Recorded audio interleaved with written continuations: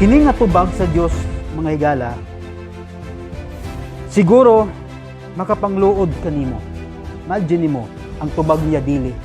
Luyon ni ining tanan na ay maayong plano ang Dios nganong dili ang iyang tubag mga higala. But pasabot, bisan tuod na kay hangyo sa Dios, apan gitugutan nimo siya nga matuman ang iyang pagbuot luyos sa imong mga paghangyo.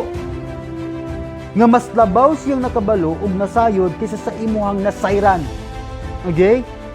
Isi mo ni usa sa purpose sa mga pag-ampo mga higala. Nag-ampo ka ngadto sa Ginoo kung unsay iyang kabubuton alang sa imong kinabuhi, luyos sa imong hangyo. Ug gisaligan nimo siya nga nasayod siya kaysa sa imuhang nasayran.